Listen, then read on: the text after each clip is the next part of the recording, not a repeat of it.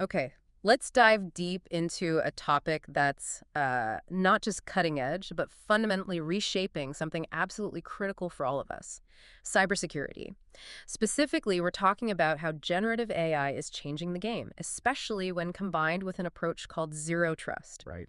The mission for this deep dive is to take a really detailed article from the World Journal of Advanced Engineering, Technology, and Sciences. It's a serious piece of analysis and, extract the most important, the most fascinating insights for you. We want to give you the shortcut sort of to understanding what's really going on at this intersection of AI and security. hmm Hmm. Because let's face it, the digital world is changing at, well, lightning speed, and the threats are evolving just as fast. The old ways of protecting our systems and data, they just aren't cutting it anymore. That's right. So we'll explore two main concepts today. First, zero trust, which is all about a shift in mindset, really. Moving from trusting anything inside your network perimeter to never trust, always verify. Mindset.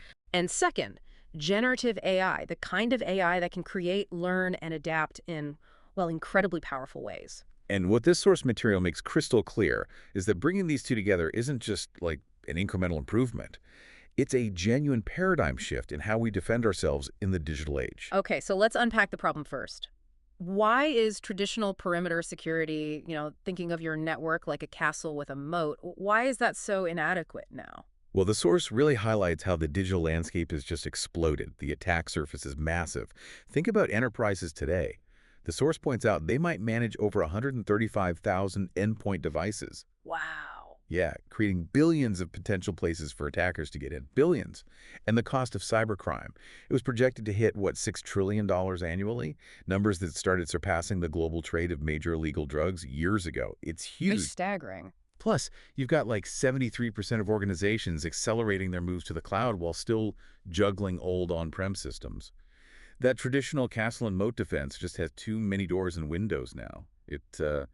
It just can't keep up. So zero trust comes in as the necessary response to this new reality. What's the core idea behind this framework then? It's a total shift away from assuming trust. I mean, the old model implicitly trusted users and devices once they were inside the network, right? Right, the trusted internal network idea. Exactly. Zero trust assumes a breach is always possible, or Yeah. even, likely. It verifies every single access request for every user and device every time, no matter where they are or what they're trying to access. This idea was really formalized back in 2010 by John Kindervag at Forrester, and it completely eliminates that outdated concept of implicit trust. And when organizations actually implement zero trust, even on its own, what kind of results do they see according to this analysis? The data is pretty compelling. We're seeing organizations report significantly fewer breaches. Forrester's analysis mentioned in the source says around 37% fewer, and they can reduce security costs over time, potentially by over 30%, because, well, they're being more efficient in stopping problems earlier. That's significant. Yeah, and Gartner's projecting a massive jump in adoption from maybe 10% a few years ago to potentially 60% of organizations embracing this by 2025. Hmm. Early adopters. They're reporting things like cutting data breach risk in half and reducing costs by like 37% over just 3 years. Those numbers sound incredibly powerful. But the source also makes it really clear that actually implementing zero trust isn't easy. It's not just flipping a switch, is it? No, that's a crucial point. Yeah. Real-world zero-trust journeys are complex. They can take years, Yeah. often 18 to 36 months, sometimes even longer for full maturity. Wow. And only about 27% of organizations have actually achieved mature deployment across all the core principles, even though most have initiatives underway. So what are the big hurdles? Well, complexity is a huge one. Trying to integrate it with legacy applications, that's a massive challenge for over 80% of organizations. Then there's significant organizational resistance, changing how security has always been done. That's tough. I can see that. And just managing it all. The data points to security teams spending thousands of hours, like 8,760 hours annually, just trying to keep millions of security rules updated across maybe 50, 60 different security tools. It's a massive manual burden. Okay, and this is where generative AI steps in as a real game changer, right? How does it help overcome these very real challenges of actually doing zero trust? This is where the transformative potential highlighted in the source really shines. Right. AI is showing incredible results in making zero trust manageable at scale. For instance, organizations leveraging AI report drastically reducing that manual policy management workload. We're talking over an 81% reduction according to Gartner data cited. 80%, that's huge. It is. And not only is it less work, The policies generated by AI are often much more accurate, like improving accuracy by almost 87%. Wow, okay, those are significant numbers. So AI isn't just helping manage the rules, it's making the rules better. Precisely. These systems can process immense amounts of security data. The source mentions around 11.4 petabytes annually. Just Yeah. vast amounts. And they use that to understand the context of everything happening on the network. Mm-hmm. This allows them to automatically generate and update policies based on what's actually happening, Mm-hmm. emerging threats, shifts in user behavior, new risks. They can create like over 14,000 policy updates every month, essentially adapting the defenses in near real time. So it makes the security system incredibly dynamic and proactive. It can potentially react to threats faster than a human team ever could. Exactly. It allows for a proactive defense posture that can anticipate attack vectors before they're even successfully exploited. And early adopters are seeing staggering results reports of like 94% fewer successful breaches and 41% lower security operations costs compared to traditional approaches. And that brings us back to why this matters to you, the listener, wanting to be well informed quickly. This combination of AI and zero trust delivers security efficiency and effectiveness at a scale that was previously just practically impossible. Absolutely. The economic impact cited is huge analysis, and the source shows an average ROI of over 400%, 412% over 3 years. 400%. Yeah. Driven by a big reduction in security incidents, like 78%, massively cutting down on manual policy work, over 73%, and significantly boosting operational efficiency by nearly 50%. The source uses a great analogy here, trying to implement large-scale dynamic zero trust without AI. It's like trying to manually process tax returns for a massive multinational corporation. Right. You could theoretically do it, maybe, but it would be a nightmarish, practically unmanageable task at the required scale. AI makes it achievable. Okay, let's dive into the specifics then. How does AI actually supercharge those core zero trust principles we talked about? First up, dynamic security policy generation. How does AI handle that? Well, it starts with the data, obviously. Mm. AI analyzes huge data sets. The source mentions enterprises handling maybe 38.7 terabytes daily. Daily. Oh, And that volume's up like 327% just since 2020. It's exploding. This allows the AI to dynamically generate and constantly refine security policies. Think about how long it might take a human security team to react to a new threat research, test, deploy a policy update. The source suggests an average of over 17 days. weeks, basically. Right. AI can often analyze the threat and adjust the controls within an average of 7.3 minutes. Minutes versus weeks, that's a dramatic difference. It truly is. And it learns. It analyzes millions of historical security events, 1.73 million cited recognizing patterns humans might miss. This leads to a big reduction, like 76.8% in successful attacks using known tactics, techniques, and procedures, or TDPs. Okay. But it's also incredibly context-aware. It looks at hundreds of different factors, Yeah. 217 distinct factors mentioned about the user, their device health, location, the resource they want, the current threat landscape. It performs maybe 18 and 400 risk calculations per user session daily. Wow. And this kind of granular analysis, according to Microsoft data cited, leads to far fewer unauthorized access incidents, like 84% fewer, and significantly reduces those annoying false positives that plague security teams. And does it help the human teams understand why the AI is making these decisions? Because that black box problem is always a concern. Yes, that's crucial for trust and effective collaboration. The source highlights that these AI systems can generate natural language explanations for their policy decisions. They can churn out thousands, 4,750 daily automated explanations on average, which helps analysts understand, validate, and approve the AI's proposed actions. That makes sense. Yeah, it's vital. And it also just drastically cuts down on the manual labor of managing what could be millions of access rules. We're talking cutting that time by over 76%. Okay, next principle. Continuous authentication through behavioral analysis. What does AI bring to the table here? Right, so traditional authentication often relies on, user and man password, maybe a second factor, but it's usually just checked when you first log in. A one-time check. Exactly. And the problem is credential theft is incredibly common. The source says it's the most common initial attack vector, involved in maybe 16% of breaches, costing millions per incident. Once an attacker has valid credentials, that simple point-in-time check doesn't help much. And networks face constant brute force attempts, like 108,000 monthly. So the initial login check isn't enough, and AI can spot suspicious behavior after login. Exactly. AI builds a dynamic understanding of typical user behavior. It uses hundreds of different indicators, 187 mentioned. How you type, mouse movements, apps used, times, locations, network activity. It's constantly analyzing these actions, maybe 9,400 user actions daily. Uh-huh. This allows it to detect potentially compromised accounts incredibly quickly. The source mentions detection within just 14.6 minutes, compared to an industry average that could be 277 hours. Hours versus minutes again. That's It huge. is. It constantly generates a probabilistic risk score for every access attempt, performing maybe 28,700 evaluations daily in a mid-sized company based on dozens of contextual factors. So it doesn't just authenticate you once. It's continuously evaluating your behavior, your risk, second by second. Precisely. And this enables what's called adaptive authentication. If your behavior changes in a way that significantly increases your risk score, say, you suddenly try to access a super-sensitive system you never touch from a weird location, at 3 a.m., the system can automatically challenge you with extra verification steps. But only when needed. Exactly. Only when needed. This balances strong security with a better user experience. You're not constantly hassled unless something looks genuinely fishy. Microsoft Insights cited show this can reduce user friction by over 68%, while simultaneously improving security posture by almost 85%. That's a great balance. It really is. It can even use synthetic user profiles to spot really subtle anomalies, achieving very low false positive rates, like 0.037%. And IBM analysis suggests this adaptive approach can reduce breach costs by up to 44%. Organizations report saving millions annually and enabling much faster authentication for legitimate users. Okay, and then there's this concept of agentic AI that can actually take autonomous action in security. That sounds powerful. It is. This moves beyond just alerting or recommending actions to humans. Agentic AI systems can perform tasks and make decisions on their own, within defined parameters, of course. The market for this is growing fast, like a 38% compound annual growth rate. Organizations using it report dramatically reducing the mean time to detect, MTTD, sophisticated threats by 74%, and the mean time to respond, MTTR, by almost 83%.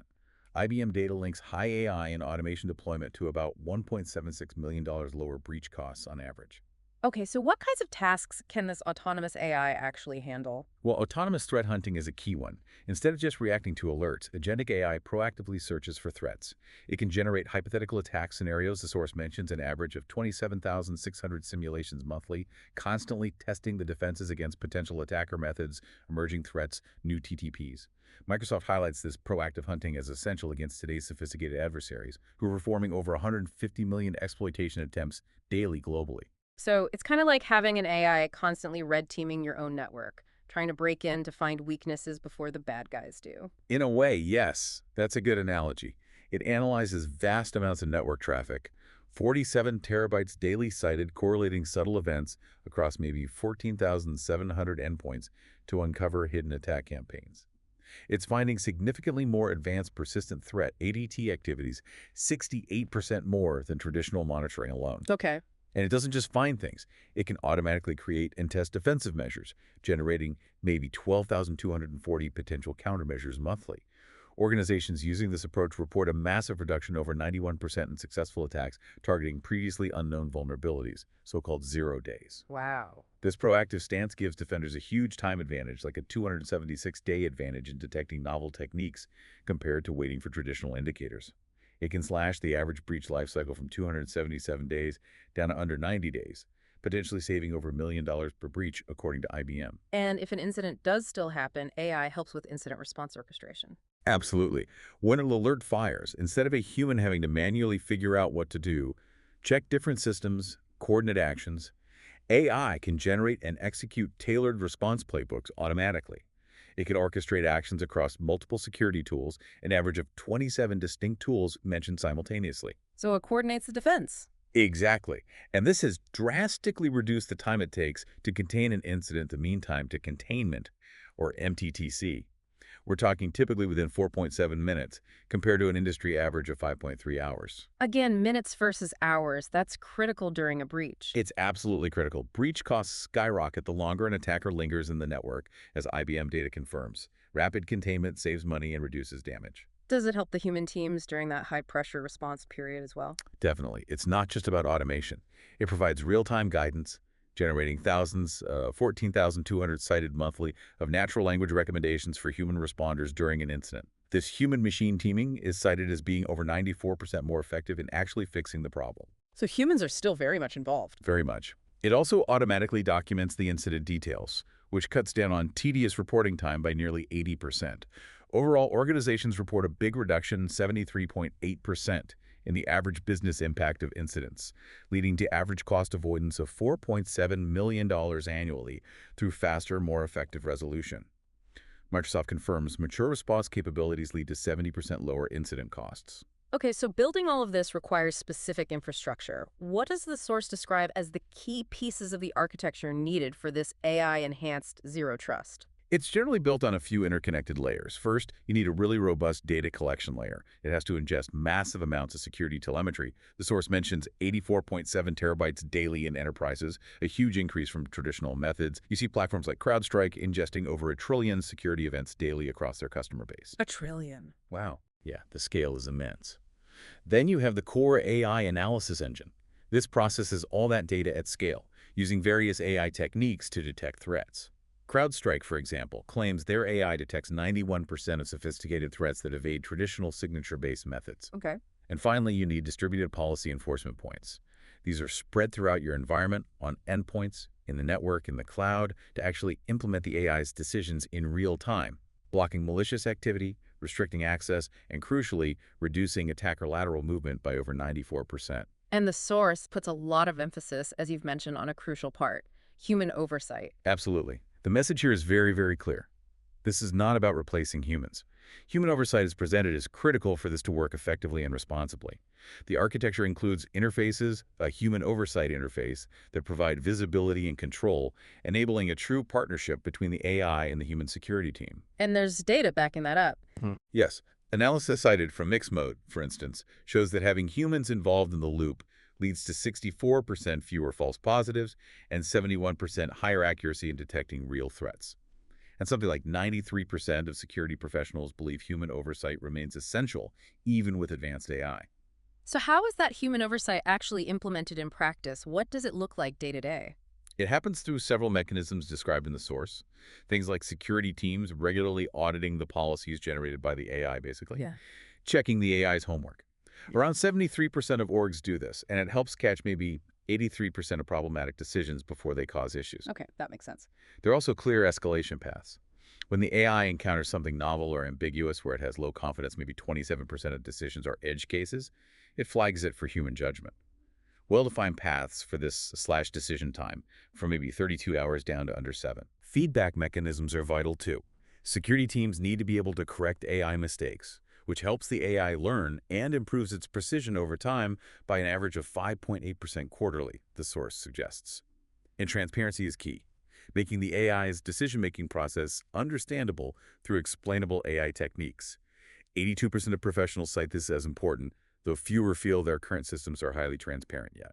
And ethical guidelines, that seems particularly complex with AI making autonomous decisions. It is complex and crucial.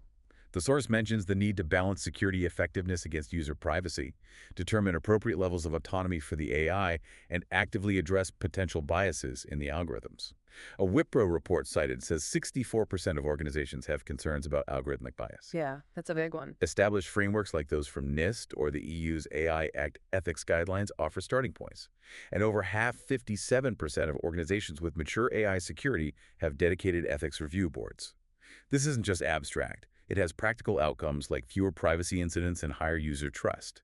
72% report improved confidence when ethics are addressed. So it really is designed as a human-AI partnership, leveraging the best of both. Yes, that's the core idea. The AI excels at processing massive data volumes, spotting patterns, and automating routine tasks. A Wipro report suggests 83% of routine security alerts can be resolved by AI without needing human intervention. Freeing up the humans. Exactly. Freeing up the human security team to focus on the complex, novel, nuanced threats and investigations that require their experience, judgment, creativity, and ethical reasoning. This collaboration delivers better results, 43% higher ROI, with mature oversight cited reducing false positives, speeding incident resolution, and even helping reduce analyst burnout. The source notes that security roles themselves will evolve, requiring professionals to develop more AI literacy and focus more on strategic thinking and complex problem solving. Okay, Despite all this incredible promise, the source doesn't shy away from significant challenges, does it? What are the main ones highlighted? No, it definitely covers the risks. A major concern is adversarial attacks against the AI itself. Threat actors aren't just trying to bypass the defenses. They're actively developing ways to trick or manipulate the security AI systems. How so? Things like data poisoning, feeding the AI carefully crafted bad data during its training phase to make it unreliable. Model extraction trying to steal the AI model itself. And prompt injection attacks against generative models used in security. Research cited shows certain attacks, like FGSM, can achieve up to 87% success rates in forcing misclassification in labs, and black box attacks hitting 62% against some systems. And these aren't just theoretical. We're seeing real-world attempts to bypass AI-based fraud detection, identity verification, and security alert triage systems. That's worrying. So how are organizations defending against attackers trying to trick their security AI? It's an active area of research and development. The source discusses countermeasures, like using diverse ensemble models, basically multiple different AI models working together, making them harder to fool all at once. A key technique is adversarial training, deliberately exposing the AI to examples of these attacks during its training phase, which can reduce the success of such attacks by around 76%. Training it to recognize the tricks. Essentially, yes. There's also the concept of AI watching AI, where one AI system monitors the behavior and outputs of the primary security AI for anomalies that might indicate manipulation. Input pre-processing to sanitize data before it reaches the AI, and regular red team exercises specifically designed to test AI resilience are also crucial. And data privacy is another obvious challenge when you're feeding AI these massive data sets, right? Absolutely.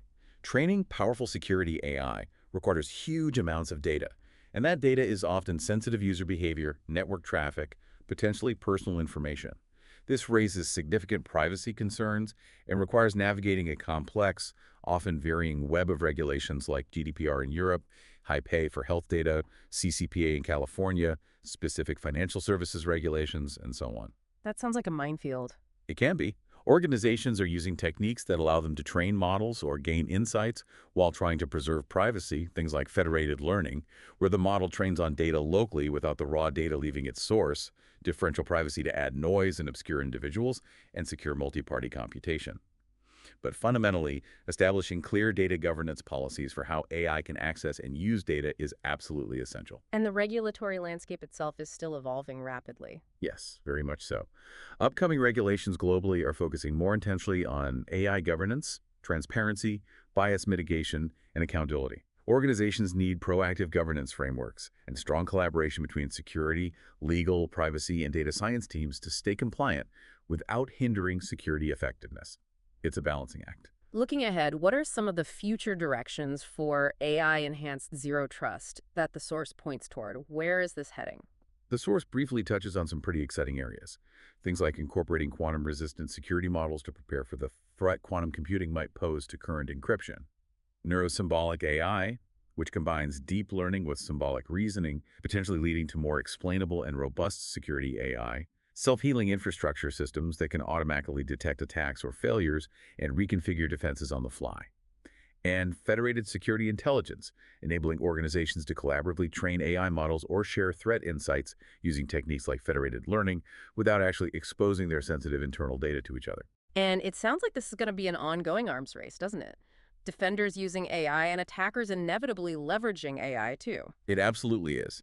As defenders get smarter with AI, you can be sure threat actors will adapt and look for ways to use AI for malicious purposes, creating more sophisticated attacks, automating their own processes.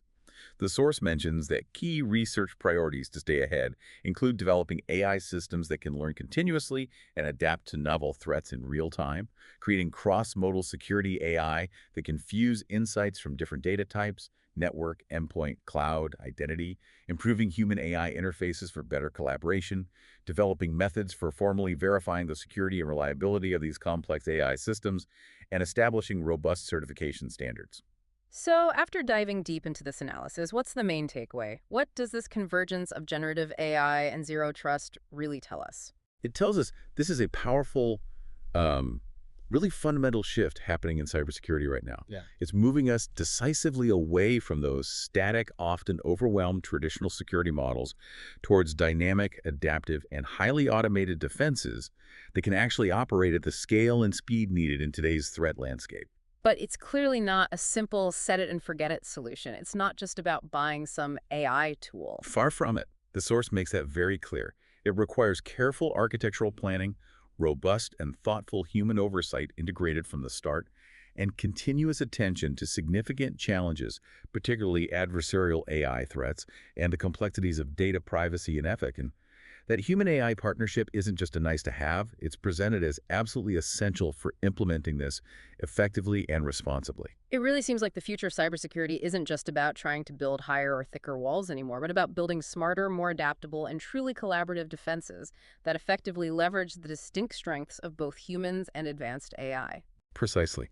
It's about creating an intelligent security ecosystem where AI handles the immense scale and speed required, while human judgment, experience, ethical reasoning, and oversight provide the necessary control, context, and intelligence. Okay. As you, our listener, think about all of this, consider this provocative thought drawn from the source material. Organizations with mature security postures are significantly more likely, 2.5 times more likely, the source says, to maintain strong security programs across all their different defense domains.